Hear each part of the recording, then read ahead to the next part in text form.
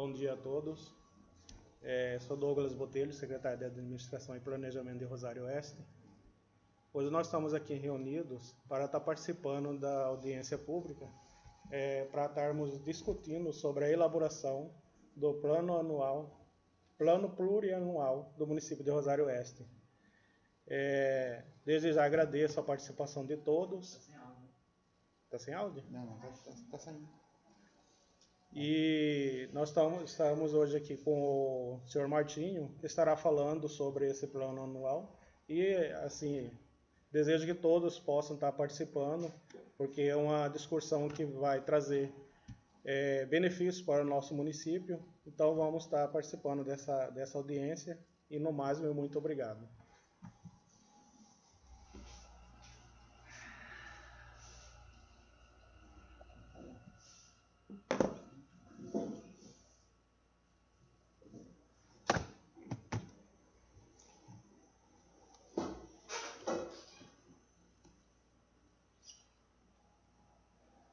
Bom dia a todos. Vou tirar a máscara aqui que já desaglomerou. Bom dia, nós vamos tratar hoje sobre a audiência pública para a construção do Plano Plurianual 22-25. Agora vamos começar explicando por que 22-25. O plano de governo municipal, a peça do PPA, ela prevê o planejamento continuado, ou seja, o último ano da gestão anterior deixou anotado, deixou escrito, deixou documentado o orçamento 2021, que nós estamos em execução dele. E aí o atual prefeito vai deixar na sequência também dele um ano a mais no governo seguinte. Isso é para não haver descontinuidade do planejamento no município. Isso funciona na esfera federal e estadual. Tá bom.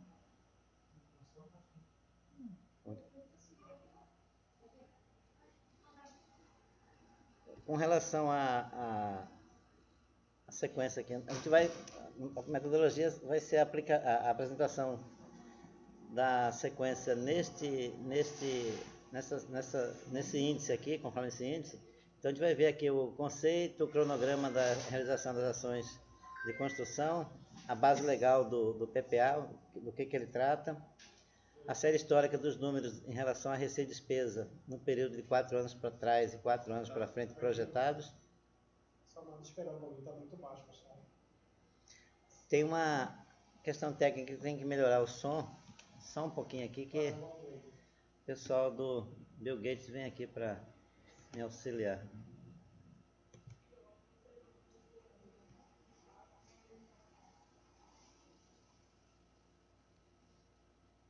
Apagar o meu aqui também. Nós ligando aqui, está muito baixo. Não. Mas acho que é porque você está aqui. É que você está me ouvindo aqui, né? Não, ela arrumou no volume ali também. Aproxima. Seu microfone. Bom, vamos dar continuidade. Se houver alguma observação em relação ao volume, pode mandar mensagem aqui no próprio chat, aqui no nosso apresentação ao vivo, para poder a gente fazer os ajustes necessários. Afinal de contas, a tecnologia é um aprendizado diário, né? Toda hora nós temos que nos aperfeiçoar. Voltando aqui ao índice. Então, a gente vai ver o conceito e o cronograma das atividades da construção do PPA, a base legal, no que eu me baseio para poder fazer a realização desse trabalho de construção dessa peça, que é uma das peças de planejamento previstas na Lei de Responsabilidade Fiscal e na Constituição Federal. E as peças são o PPA, LDO e a LOA, que é feito no final do ano. A série histórica dos números da receita e despesa em relação a o que aconteceu e o que nós estamos prevendo acontecer em relação a projeções para os próximos 4 anos. As propostas do programa de governo, do governo atual, eleito, validado pela eleição, escolha popular. Essa proposta dele foi divulgada no site do TSE, é o que foi aprovado em urna. Depois as ações, programas propostas, que seria a proposta de governo mais o que vem na sequência, que é a sugestão da sociedade. A consolidação e redação final, que seria juntar todas essas sugestões e propostas aprovadas em urna e colocar tudo num documento só. E, por fim, o projeto de lei, que vai ser encaminhado à Câmara, submetido aos membros do Poder Legislativo, para poder colocar em prática já para o ano que vem. Na sequência, a gente vem aqui com a questão dos conceitos e os cronogramas. O que é o PPA? O PPA ele é um documento que define as diretrizes, metas, objetivos que serão priorizadas na Lei de Diretrizes e na Lei Orçamentária Anual. Então, o PPA é para 4 anos, 22, 23, 24, 25, e o desdobramento da LDO e a LOA desses respectivos anos é uma fração do PPA convertido aí em números e dados contábeis para a execução do orçamento. Eu dividi em 3 etapas, a gente colocou aqui como dimensão estratégica, dimensão operacional e a dimensão avaliativa. Então, primeiro eu vou pensar a situação, planejar, depois eu vou executar, operar e depois avaliar. Eu tenho prazos definidos em legislação, inclusive a construção do PPA, a apresentação dele era para 30 de abril, houve uma alteração, um entendimento, inclusive, dos nossos vereadores, agradecer à Câmara, de que o prazo é curto demais para poder apresentar esse documento. E o que nós fizemos? A lei orgânica foi alterada para que se desse um prazo suficiente para elaborar esse documento de forma concreta, porque até as elaborações anteriores a gente vinha aí com um Ctrl+C, Ctrl+V, um recorte e cola do que vinha de trás. Então, a gestão Alex, ele quer fazer uma alteração, vai fazer a quebra desse paradigma e a gente vai começar a trabalhar planejamento de fato. O planejamento estratégico, ele é hoje uma ferramenta de gestão daquelas prefeituras, daquelas empresas que têm visão de futuro. Então, não adianta a gente ficar aqui só no Ctrl+C, Ctrl+V, recortando e colando orçamentos anteriores e aplicando indicadores de inflação, sem trabalhar a questão do acompanhamento de metas, definição de objetivos mais claros para a sociedade, inclusive, participar da construção e depois acompanhar o que está acontecendo. Então, a dimensão estratégica ela vem nessa linha. A gente vai definir uma situação do futuro sobre a cidade, o território, o que a população quer em relação ao futuro de Rosário Oeste, se é para visão de 5 anos, 10 anos, 20 anos, o que nós vamos pensar Rosário para frente. Vamos explicar essa realidade e selecionar os problemas de alto valor, o que é melhor para nós. Investir em estrada rural, ponte, a gente vai fazer melhoria na área urbana, o que é o interesse da sociedade e qual que vai ser essa atuação enquanto gestor do município, enquanto o gerente da maior empresa do município, que é a prefeitura. Integrar o planejamento da cidade com as etapas estadual e federal, isso aqui é mais operacional, a gente vai ver aqui embaixo, e desenhar o instrumento e papel da participação social no planejamento. Então, a gente vai ter que começar a trabalhar agora, motivar a participação dos conselhos, motivar a tomar decisões com participação da população. A audiência pública nada mais é do que essa utilização da ferramenta de transparência e também de participação social, permite que o cidadão possa acessar na casa dele agora ao vivo, ou então futuramente, e assistir essa audiência pela ferramenta do YouTube. Então, e aí preparar já para as próximas, que a ideia nossa é fazer pelo menos umas 5 audiências para tratar de PPA e depois partir para a elaboração da LDO e LOA também. Na segunda etapa, que é operacional, essa primeira etapa, a ideia nossa é finalizar até o dia 10 de agosto. A segunda etapa, 31 de agosto, por conta dos prazos que nós temos legais de entrega ao Poder Legislativo. E na segunda etapa, a gente vai identificar e decidir quais são as demandas da sociedade, que vai pautar e decidir como prioridade. Então, aquela anterior que eu tinha falado, você vai ouvir a sociedade, colocar no papel, trazer as propostas que foram aprovadas em urna, no plano de governo do prefeito eleito, e fazer um alinhamento disso, e isso também tem que ser alinhado depois com todas as políticas estadual e federal, que visam também a elaboração do orçamento. O PPA estadual e o PPA federal já foi construído, já foi publicado, e nós precisamos adequar eles para poder alinhar os interesses do município em relação aos recursos que podem ser captados nesses governos, nesses níveis de governo.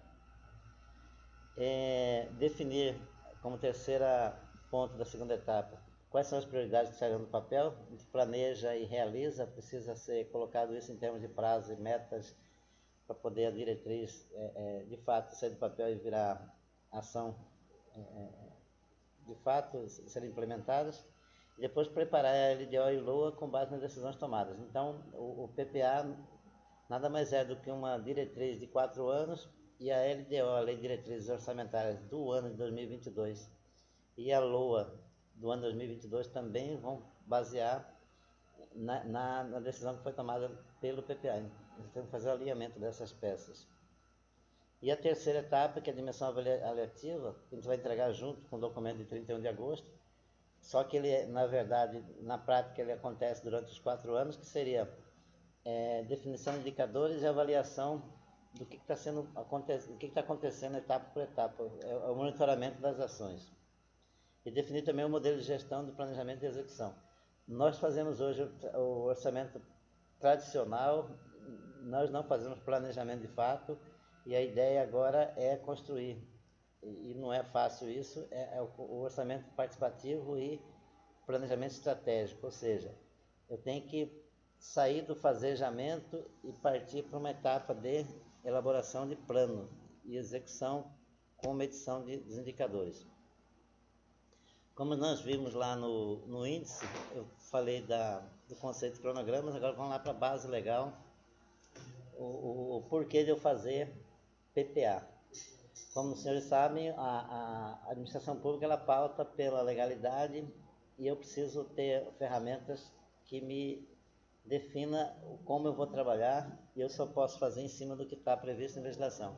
O PPA, o Plano Plurianual de Gestão de Governo, cada um pode chamar do jeito que quer, mas é Plano Plurianual, ele está definido na Constituição Federal no artigo 165, que diz que a lei que instituir o Plano Plurianual estabelecerá de forma regionalizada as diretrizes, objetivos e metas da administração pública federal, aqui reportando ao governo federal, mas desce nos níveis estadual e municipal, para despesas de capital, ou seja, os investimentos e outras delas decorrentes para relativas ao programa de duração continuada. Então, eu não posso pensar que eu vou construir uma creche e que aquela creche vai findar recursos dela de orçamento em 1 ano. Então, isso a gente tem que pensar quando eu vou fazer qualquer tipo de investimento no município, e tudo é baseado em investimentos, eu preciso saber o que vai decorrer em termos de orçamento para a continuação da atividade. E aí, na DCT também da Constituição Federal, no artigo 35, ele coloca que assim que for entrada em vigor a Constituição, a lei complementar, que se refere à definição do artigo 165, estabeleceria um prazo. A Constituição Federal definiu como 30 de abril o prazo para entrega dessa peça. Só que deixou em aberto porque o próprio legislador percebeu que era muito curto. Eu não posso chegar a 30 de abril, num começo de gestão, Alex assumiu dia 1º de janeiro. Ele não tinha como chegar a 30 de abril e já definir quais são as metas de 4 anos e já publicar isso. Então, por isso, a mudança na lei orgânica do município, para poder estender o prazo e fazer um documento mais consistente.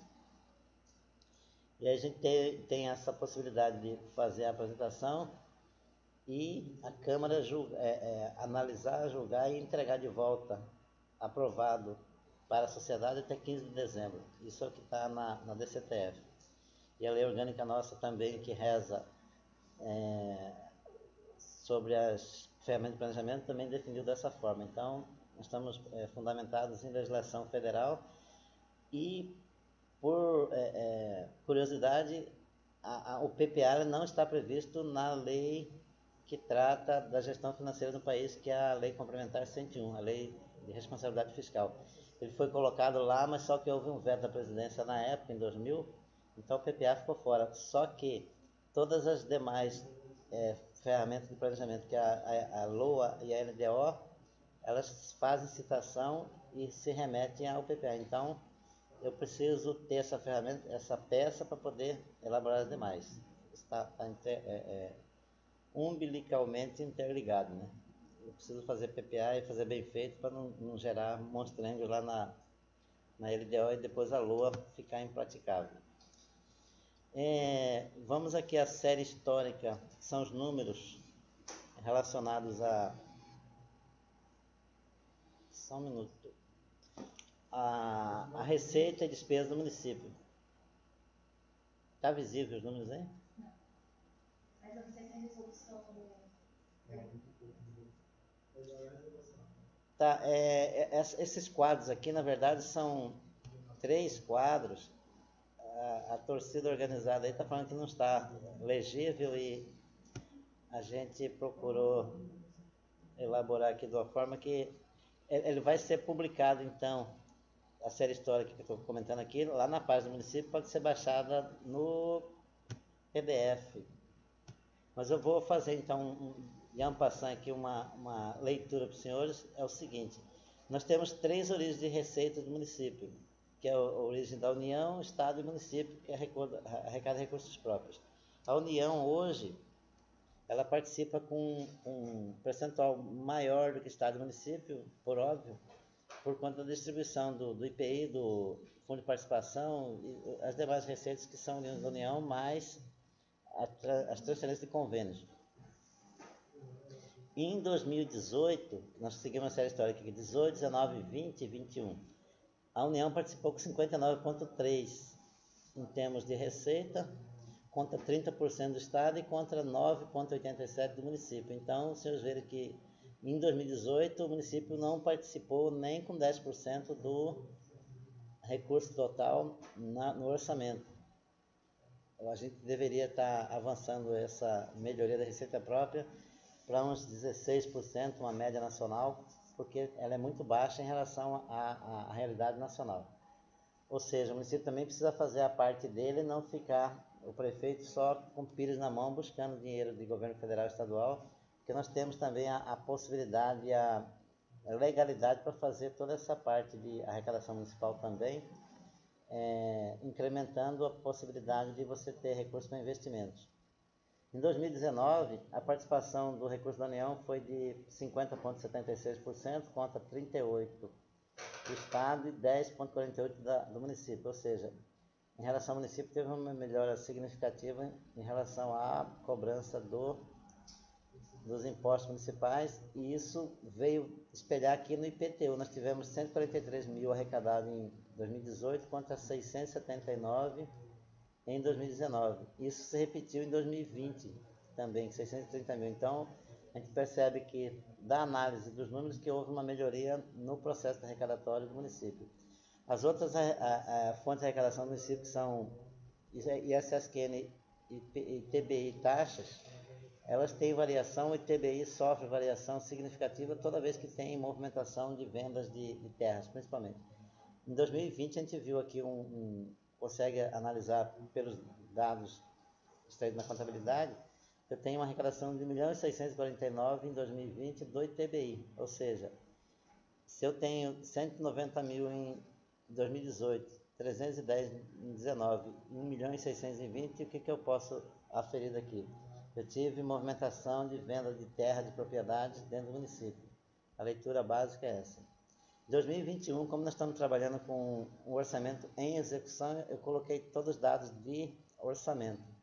Então, continuando a leitura, em 2020 eu tenho 63% de participação no recurso da União, 25,77% do Estado e 10,61% do município. Então, a gente vê que existe uma evolução, uma melhoria da participação do município, da arrecadação do município, na arrecadação total. A gente sai de 9,87 em 2018, vai para 10,48 em 19, 10,61 em 20. Então, nós temos uma crescente, significa que o processo arrecadatório está melhorando do município. Em contrapartida, da União manteve-se, em 2020 foi maior, inclusive, a participação da União, e a gente acredita que seja recursos transferidos via saúde, Covid.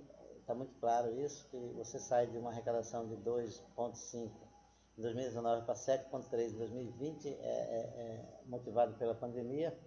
E 21, nós ficamos no orçamento com 9.648.000 que deve se realizar, porque nós estamos agora com 3 meses contabilizados fechados, vamos para o quarto para fechar o RGF, nós já temos 17,31 arrecadado. Então, a gente acredita que a participação da União continua muito forte. E o município precisa fazer o dever de casa dele, porque se eu me basear simplesmente no orçado, a minha arrecadação municipal cai para 6,72 do bolo, ou seja, aquilo que eu posso fazer em casa, que pode gerar recursos para eu poder fazer investimento, eu não estou fazendo. Então, um alerta aí para poder melhorar a arrecadação do município. Aí nós fizemos a primeira tela, foi a série histórica, 2018, 19, 20 e 21. Aí partindo para a série de projeções, 22, 23, 24 e 25, nós pegamos lá um indicador de 14,37, que é um número que a Fundação Getúlio Vargas estima como projeção de correção de inflação. Isso foi usado no orçamento do Estado e na União, e a gente replica indicadores apenas e joga isso de forma linear nos orçamentos que foram base. Inclusive, aí nós fizemos vou voltar aqui a tela das execuções. Eu peguei o orçamento de 2020, que é o mais real de todos, porque se eu pegar 2021, que está em execução, e nós temos todo o efeito da pandemia, eu não vou ter um número real. Então, 2020 foi a base para se projetar 22, 23, 24 e 25. Então, eu aplico lá 14,37, divido em 4 partes aí, vai dar 3, 0 alguma coisa, e faço a progressão dos valores do recurso. Então, eu tenho um orçamento final 2022 na ordem de 53.248 contra 55 que está se prevendo na execução de 2021.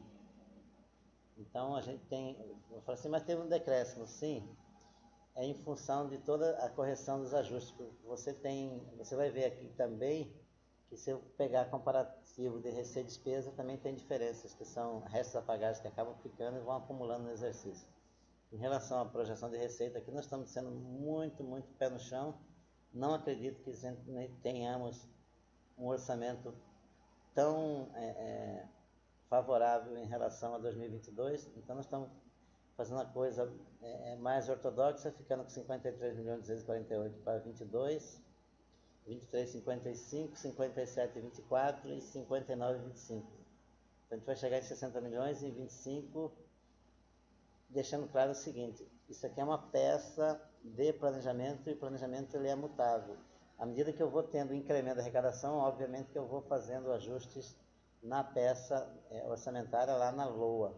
Então eu acrescento por excesso de arrecadação, por superávit de um exercício para o outro, e faço remanejamentos internos para poder fazer a máquina funcionar. Então na projeção de receita, eu fecho 22 com 53 milhões, que seria 59% disso, 31 milhões da União, 16 do Estado e 4.900 do município. Da mesma forma, 23, 59% da União, 31 do Estado e 9 do município. Então, a gente mantém uma coerência nos números aqui, e obviamente que à medida que isso vai se realizando, você faz os ajustes para mais ou para menos. Aqui nós vimos anteriormente a receita, agora a despesa. A série histórica da despesa 18, 19, 20 e 21 orçado, nós temos aqui, eu classifiquei despesas em corrente capital basicamente, quebrando na corrente só, que é a despesa do pessoal, que é a maior participação do orçamento, e as outras despesas correntes, que seria não pessoal. E capital seria os investimentos no município, seja em obras, seja em instalações. A despesa com o pessoal, em 18, ela estava em 23.939, que significava 56,57% da receita total, ou seja, de todo esforço arrecadatório, 56% paga folha de pessoal. Isso foi em 18, 19, 20 e 21 orçado, que fecha em 29 milhões a despesa com o pessoal. Então nós temos 23 milhões em 18, 23.340 em 19, em 2020 foi para 31 e 19 e 21, volta em 29. Acreditamos que esse 31% aqui tenha incremento de folha com gastos com saúde, contratação de pessoal especializado no combate à pandemia. Temos recursos federais entrando. As outras despesas, que são o custeio da máquina, também representa 33% do valor total da despesa liquidada. A gente trabalha com liquidado porque isso aqui já sai o resto a pagar que foi processado. E na despesa de capital, que seria o investimento do município, aqui que é o preocupante, que nós temos só 4.289.000, que é 10% do valor da arrecadação. Então, ou seja, a gente investiu 10% em 2018, 3% em 19, 6,9% em 2020 e está orçado em 2021 7,92% do que foi arrecadado como investimento. Uma parte disso é recurso próprio, outra parte disso é convênios, transferências federais, basicamente da União, porque o Estado nós temos alguns problemas em relação a certidões, isso é histórico, já vem de 3, 4, 5 anos atrás. Nós estamos também resolvendo nessa gestão, nesse primeiro semestre, todas as pendências em relação ao Tribunal de Contas estão resolvidas e nós estamos partindo agora para a regularização de previdência e as situações em relação à dívida, que também o montante dela é elevado.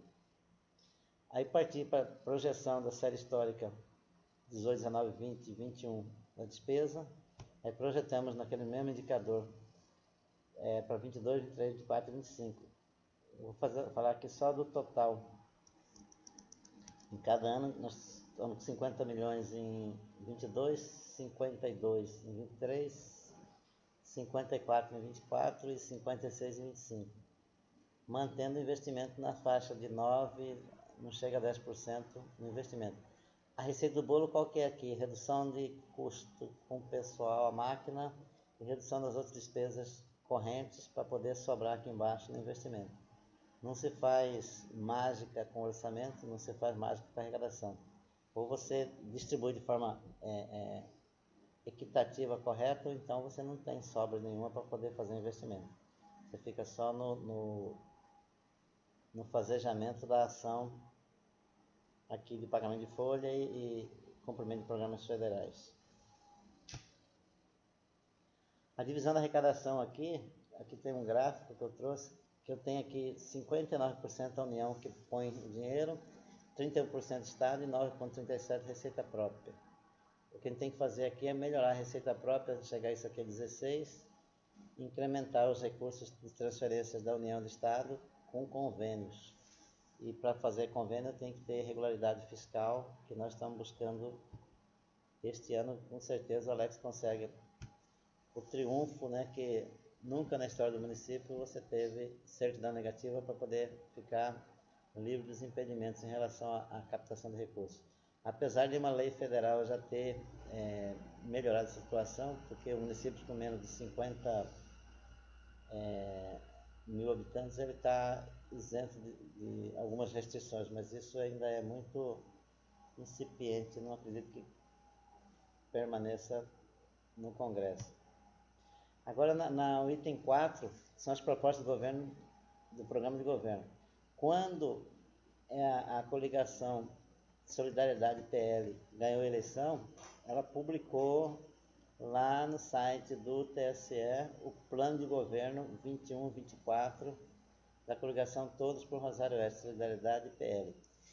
E nesse plano de governo, que ele está lá descrito no TSE, eu não vou aqui tentar mostrar, porque ele está publicado lá. Aqui embaixo tem o endereço da fonte de pesquisa. Eu vou disponibilizar também depois na página do município para quem quiser tomar conhecimento. E aí vocês têm, em relação ao plano de governo, eu copiei só as 11 principais metas declaradas lá no plano, as ações. Então seria lá geração de emprego, trabalho e renda. Isso aqui é essencial para poder o município sobreviver.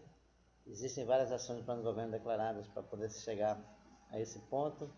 A agricultura também é o outro alavanca de geração de emprego e renda no município, agricultura familiar principalmente, que o município é baseado em subsistência e alguns outros produtos do agro que estão mais na zona rural, lá na região do Marzagão, ou outras regiões que eu desconheço, inclusive, se alguém puder. Aí tem o desenvolvimento rural também, que está tudo interligado à agricultura e geração de emprego e renda. Saúde é o ponto focal hoje de toda a administração municipal. Educação e cultura, turismo, esporte e lazer. O município é vocacionado, está aqui no Vale do Cuiabá, nós temos várias opções de incremento nessa área. Administração e serviços públicos, o prefeito declarou lá em relação à melhoria de qualidade do trabalho na administração, revisão de planos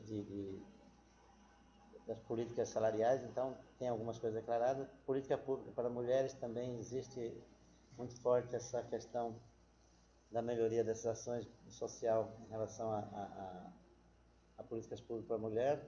Obras de transporte e infraestrutura do município, nós já temos várias ações desenvolvidas esse ano. Meio ambiente e segurança pública. Então são os 11 pontos que estão elencados no programa proposto. E aí, em cima disso, nós temos que colocar valores, prazos e definir prioridades, que é isso que vai ser a outra etapa, que é construído junto com a sociedade. A sociedade vai participar na construção como? Sugerindo informações, sugerindo demandas. Então, se eu estou morando lá no Bauxi, lá eu não tenho uma ponte, eu não tenho um posto de saúde, eu não tenho uma escola, o que quer que esteja faltando, os senhores vão colocar aí na demanda da sociedade qual que é essa demanda. Nós vamos mostrar um formulário próprio aqui e eu vou colocar mapeado isso, qual que é a demanda, qual que é a prioridade em relação a essa ação. Essa prioridade é definida pela sociedade também numa próxima audiência pública. O valor estimado dessa demanda, o prazo de execução e a região, o bairro que vai ser atingido. Então, isso aqui é um mapeamento das coletas de sugestões que a gente vai fazer na sequência, nas outras audiências. Esse aqui é o formulário de coleta das informações. Então, tem lá o nome do cidadão, telefone, e-mail, até porque nós precisamos dar a resposta devolutiva em relação ao que foi sugerido. Ali embaixo ele vai deixar dúvida, sugestão em relação ao que ele pretende para o seu bairro, para a sua comunidade, e de que forma pretende receber o retorno dessa informação. Se a gente vai ligar de volta para informar o que foi proposto, o que foi mensurado, ou se vai fazer por e-mail, a gente vai fazer essa devolutiva da sugestão. E aí, na sequência, nós temos a consolidação e a redação final desse documento. Então, eu tenho a proposta, os 11 pontos da proposta do governo aprovados na urna. Depois eu tenho toda a coleta de informações que a sociedade também vai participar. E disso aí eu vou juntar tudo numa peça que vai ser o projeto de lei para ser submetido à Câmara Municipal. Então, nesse documento serão coletadas informações da sociedade para que posteriormente sejam consolidadas com as propostas do chefe do Executivo Municipal e alinhadas com as políticas públicas traçadas pelo governo federal e estadual. Então, como vimos lá atrás, eu tenho que pegar a minha proposta, juntar, quando eu falo minha, eu falo do gestor e toda a sociedade que compõe essa gestão, e fazer isso em alinhamento com a política pública traçada pelo governo federal e pelo estado, para depois fazer o fechamento. E disso ainda nós temos as alterações que serão propostas nas audiências públicas lá na Câmara de Vereadores. Então, o Poder Legislativo também tem a sua parte na construção. Só que nós temos também que estar atentos ao seguinte: não adianta eu sonhar demais se eu não tiver adequado as minhas disponibilidades orçamentárias. Por isso que a gente viu receita lá. Eu tenho participação de União, Estado e Município, porque eu tenho que garantir uma coisa que chama-se equilíbrio fiscal. Não adianta eu sonhar que eu vou elaborar um orçamento de 70 milhões aqui e só arrecadar 50. Essa conta precisa fechar, e o fechamento dessa conta é o equilíbrio fiscal. Então, o que eu tenho do lado da receita tem que ter previsto na despesa também, para poder fazer um equilíbrio a compatibilização entre o que você sonhou e o que você tem, que é possível realizar. As sugestões em relação a coleta de informações que a gente está colocando lá, a gente colocou aqui o site do município, vai ser criada uma ferramenta específica lá dentro do site para você acessar, fazer tirar as dúvidas, colocar as sugestões e a gente partir para uma consolidação e aprovação, inclusive, das prioridades, das metas para a elaboração dessa peça orçamentária. Aí, na sequência, um projeto de lei que vai ser elaborado após o cumprimento de todas as etapas anteriores, ou seja, eu vou fazer levantamento de informações, coletar, mensurar quanto isso vai custar, fazer a classificação disso no orçamento, e depois que a audiência pública for realizada na Câmara Municipal, nós temos um projeto fechado para ser aprovado e colocado para a sociedade como planejamento estratégico 2022-25.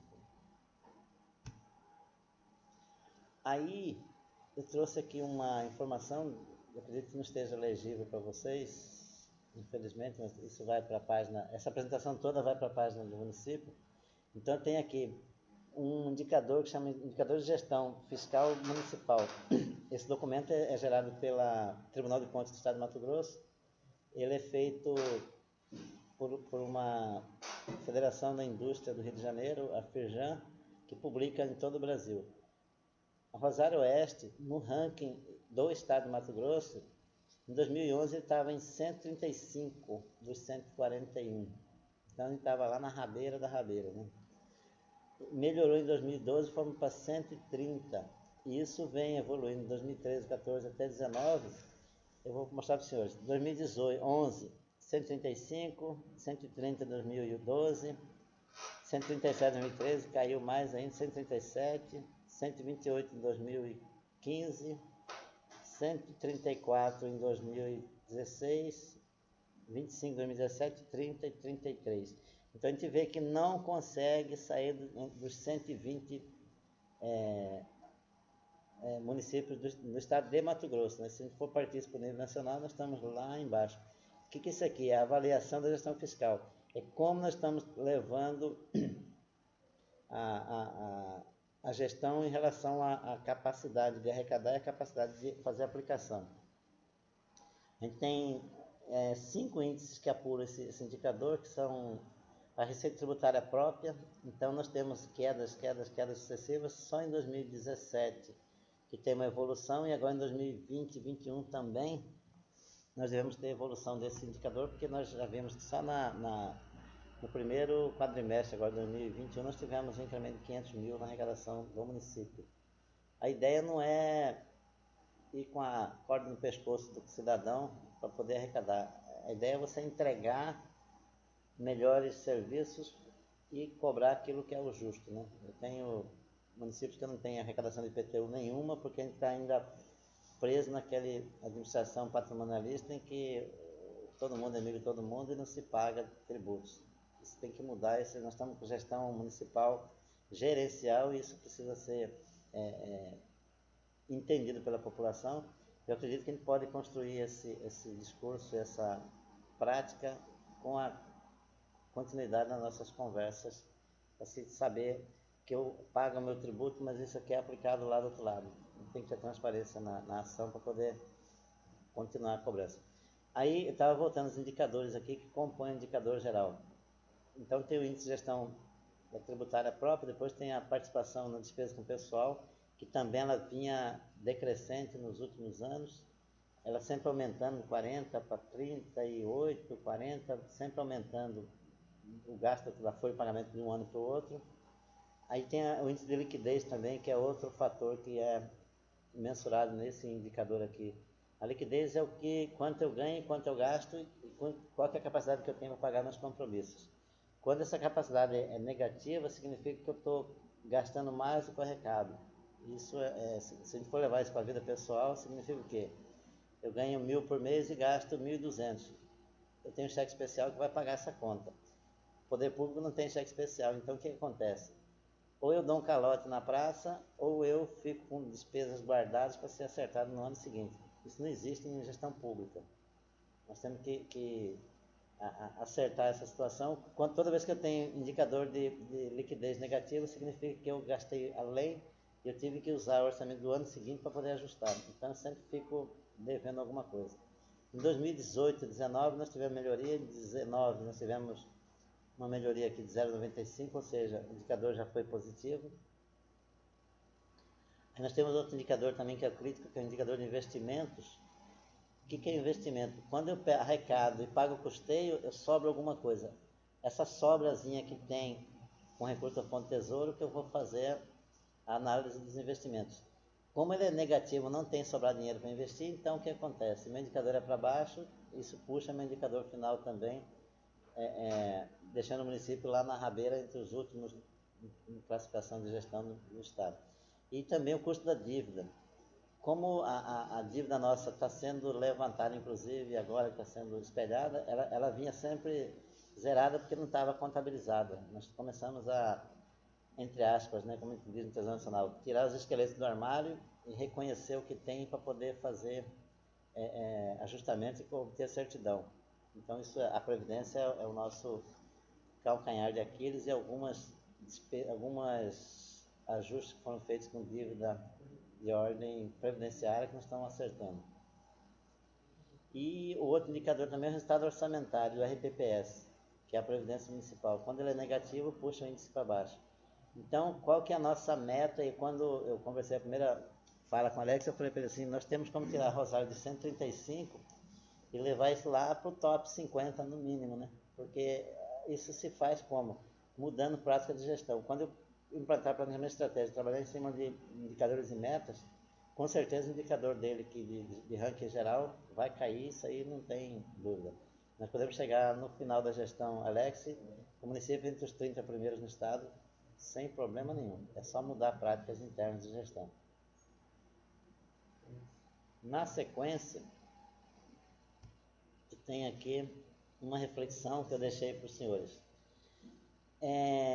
Se eu não sei para onde que eu vou, qualquer caminho serve.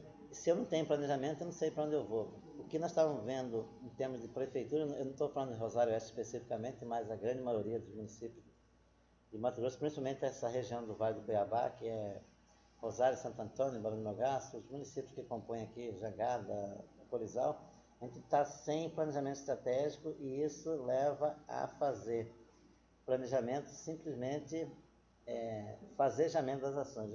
Acontece que eu vou arrecadando, vou gastando, arrecadando e gastando, e não tenho nenhuma forma de mensurar o que eu estou fazendo.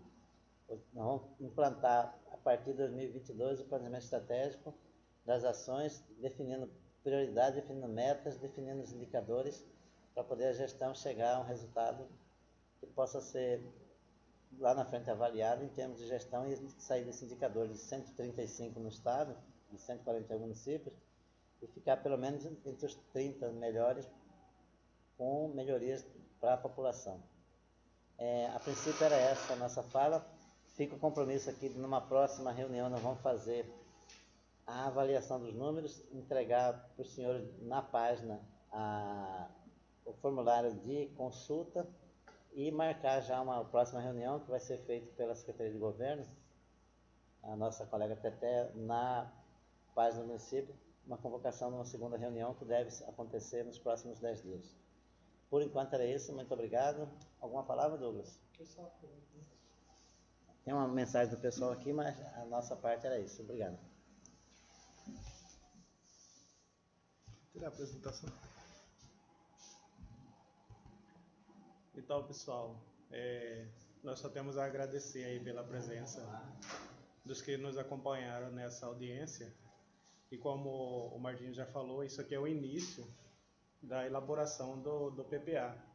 Então, nós vamos estar fazendo a elaboração, vai estar tendo outras audiências para consulta à sociedade. E, de princípio, muito obrigado e tenham todos um bom dia.